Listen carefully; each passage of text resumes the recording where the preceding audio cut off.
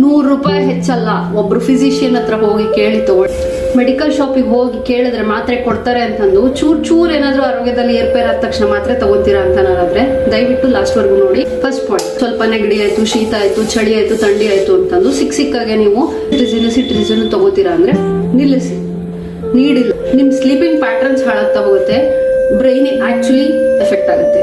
Second point, gastric ಮಾತ್ರೆ, group of acidity regulating ಮಾತ್ರೆಗಳಿದಾವಲ್ಲ, ಅದನ್ನ ಯಾವಾಗ ಬೇಕೋ ಅವಾಗ ಹೆಂಗ್ ಬೇಕೋ ಹಂಗೆ ತಗೋಬೇಡಿ. ಇವತ್ತು ಎದೆ ಉರಿತಾ ಇದೆ, ಒಂದ್ ಮಾತ್ರೆ ತಗೊಂಡೆ, ನಾಳೆ ಆರಾಮಾಯ್ತು ಬಿಟ್ಟೆ. ನೋ, ನಿಮ್ಮ ಕಿಡ್ನಿ ನೀವೇ ಡ್ಯಾಮೇಜ್ ಮಾಡ್ಕೋತಾ ಇದೀರಾ ಸುಮ್ನೆ ತಗೊಂಡು. Stop it. ನಿಮಗೆ ಸಿವಿಯರ್ ಗ್ಯಾಸ್ಟ್ರೈಟಿಸ್ ಆಗಿದೆನಾ, ಡಾಕ್ಟರ್ ಹತ್ರ ತೋರಿಸ್ಕೊಳ್ಳಿ. ಮೂರನೇದು, ತುಂಬಾ ರಿಸ್ಕಿ ಫ್ಯಾಕ್ಟರ್ ಇವಾಗಿರುವಂತಹದ್ದು ಆಂಟಿಬಯೋಟಿಕ್ ರೆಸಿಸ್ಟೆನ್ಸ್ ಅಂತಂದು.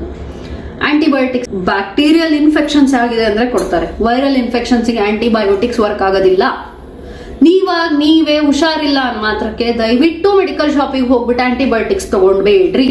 ತಗೋತೀರಾ 5 ದಿನದ ಕೋರ್ಸ್ ಫುಲ್ ತಗೊಳ್ರಿ.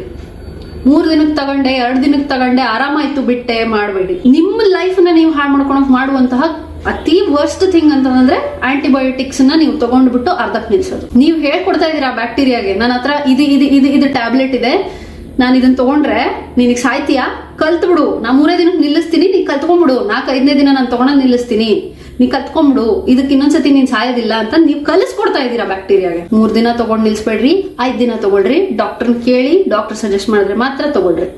ಪ್ಯಾರಾಸಿಟಮಾಲ್, ಕ್ರೋಸಿನ್ ಸಿಗುತ್ತೆ, ಡೋಲೋ 500 ಇದೆ. ಮೆಡಿಕಲ್ ಶಾಪ್ ಅಲ್ಲಿ ಹೋಗೋಣ, ಯಾಕೆ ತಲೆ ನೋವ್ತೈತೆ ಅಂದ್ರೆ ಪ್ಯಾರಾಸಿಟಮಾಲ್ ಅಂತ ಕೊಟ್ಟೆ ಬಿಡ್ತಾರೆ.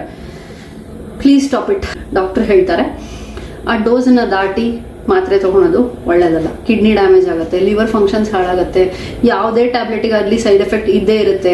ಟ್ಯಾಬ್ಲೆಟ್ ತಗೋಬೇಕಾ, ಹುಷಾರಿಲ್ವಾ, ದಯವಿಟ್ಟು ₹100 ಹೆಚ್ಚಲ್ಲ. ಒಬ್ರು ಫಿಸಿಷಿಯನ್ ಹತ್ರ ಹೋಗಿ ಕೇಳಿ ತಗೊಳ್ಳಿ. ನಿಮ್ ಫ್ಯಾಮಿಲಿಯಲ್ಲಿ ಯಾರಾದ್ರೂ ಡಾಕ್ಟರ್ಸ್ ಇದ್ರೆ ವಿಚಾರಿಸಿ ತಗೊಳ್ಳಿ. ಮನ್ಸಿಗೆ ಬಂದಂಗೆ ನೀವು ತಗೋಬೇಡ್ರಿ, ಮಕ್ಳಿಗೂ ಕೊಡ್ಬೇಡ್ರಿ. ನಿಮಗೆ ಇದ್ರ ಬಗ್ಗೆ ಏನಾದ್ರೂ ಹೋಮ್ ರೆಮಿಡೀಸ್ ಬೇಕು ಅನ್ನೋದಾದ್ರೆ, ಶೀತಕ್ಕೆ, ಅಸಿಡಿಟಿ ಮನೆ ಮದ್ದುಗಳು ಬೇಕು ಅಂತ ಅನ್ನೋದಾದ್ರೆ ನಾನು ಯೂಸ್ ಮಾಡುವಂತಹ ಮನೆ ಮದ್ದುಗಳನ್ನ ಹೇಳ್ತೀನಿ. ನಿಮಗೆ ಬೇಕು ಅಂದ್ರೆ ಕಮೆಂಟ್ ಮಾಡಿ, ನೆಕ್ಸ್ಟ್ ವಿಡಿಯೋದಲ್ಲಿ ಪಕ್ಕಾ ಶೇರ್ ಮಾಡ್ತೀನಿ. But please share with your family. Doctor suggestion ಇಲ್ದಂಗೆ ಮಾತ್ರೆ ತಗೋಬೇಡಿ.